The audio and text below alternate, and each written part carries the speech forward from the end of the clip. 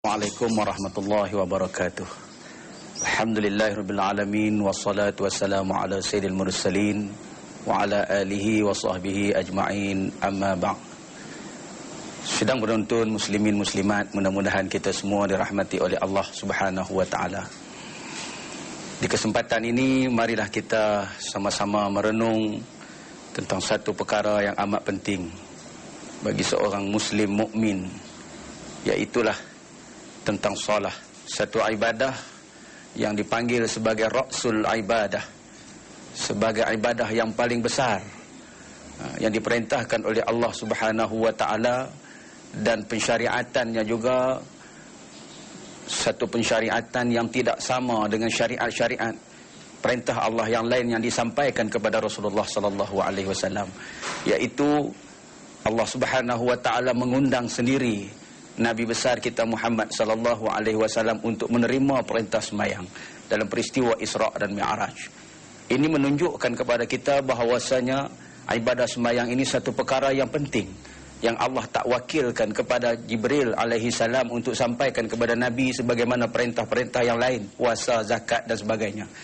Nak menunjukkan kepada kita satu ibadah yang amat penting di kalangan ibadah-ibadah dalam Islam. Iaitulah kita menyatakan kehambaan kita kepada Allah. Kita rokok dan kita sujud depan Allah yang Maha Agung.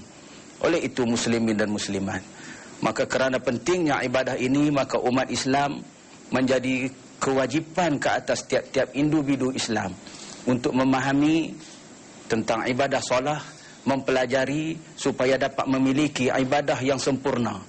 Kerana dalam sebuah hadis Nabi SAW, baginda bersabda yang bermaksud, barang siapa yang memelihara sembahyang serta menyempurnakannya, sembahyang itu akan terangkat ke langit dalam keadaan putih bersih, iaitu sembahyang yang dilakukan dengan penuh kebaikan yang mengikut kehendak Allah dan Rasul.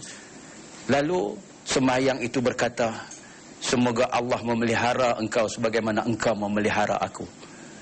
Dan bagi orang pula yang tidak menyempurnakan sembahyangnya, yang sembahyang dalam keadaan yang lebih kurang, yang bukan dengan ilmu, yang tidak ada tertib dan sebagainya, dibuat dalam keadaan yang sambil lewa, lalu sembahyang itu diangkat dalam keadaan hitam legam, lalu sembahyang itu berkata, semoga Allah menyia-nyiakan engkau sebagaimana engkau menyia-nyiakan aku. Lalu sembahyang itu dilipat-lipat, kata Nabi, sebagaimana dilipat baju yang koyak dan dipukul ke arah muka orang yang mengerjakan sembahyang yang tidak sempurna itu.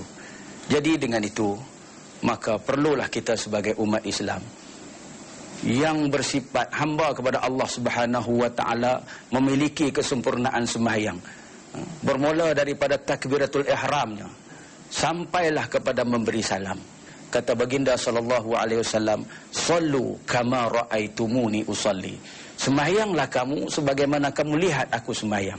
Kita tidak boleh sembahyang yang sempurna yang dapat kita persembahkan depan Allah sekiranya kita tidak mempelajari bagaimana Nabi sallallahu alaihi wasallam bersembahyang.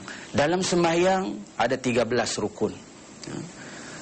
Kata setengah ulama 14 rukun yang dibilangkan tamakninah sebagai satu rukun yang asing.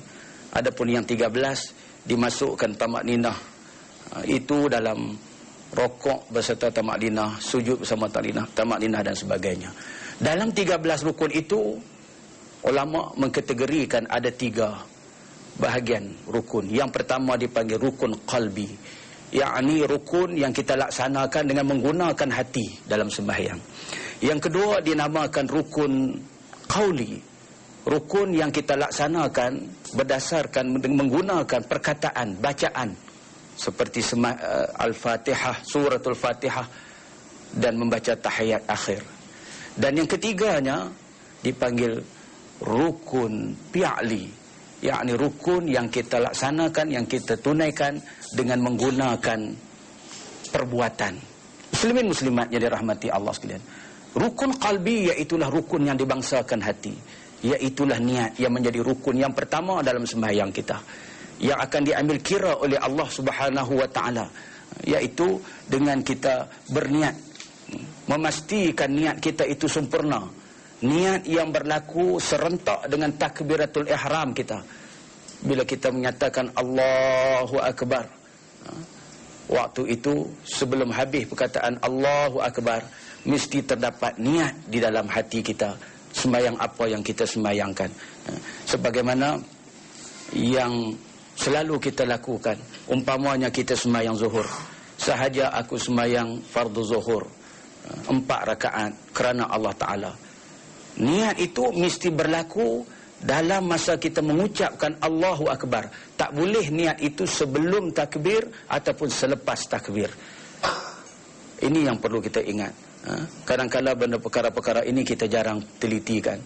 Kalau kita Allahu Akbar setelah habis kita takbiratul ihram, baru hadir niat kita sembahyang itu, maka sembahyang kita tidak terpakai, tidak sah, kerana niat kita tidak mengiringi takbiratul ihram.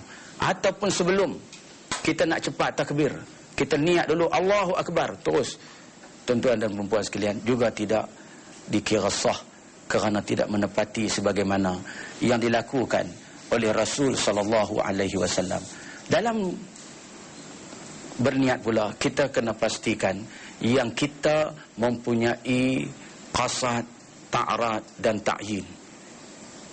Niat yang kita ungkapkan tadi. Yang dikatakan qasad ialah sahaja aku sembahyang, mesti ada. Yang kedua, fardu ataupun sunat ditentukan, fardu. Kemudian fardu apa? Zuhur, maghrib, isya, itu dipanggilkan ta'yin. 3 perkara ini mesti ada dalam rangkuman niat kita yang serentak dengan kita bertakbiratul ihram. Barulah sempurna. Dan diriwayatkan baginda sallallahu alaihi wasallam ketika bertakbiratul ihram, Rasulullah letakkan 2 tapak tangannya menghadap ke arah kiblat dan bertepatan dengan 2 cuping telinga. Ini sunnah yang dibuat oleh Rasulullah. Jadi ini perkara-perkara yang harus kita ambil pengetahuan, yang boleh kita kongsi bersama untuk memperbaiki sembahyang kita. Dan insya-Allah kita bertemu lagi di minggu hadapan.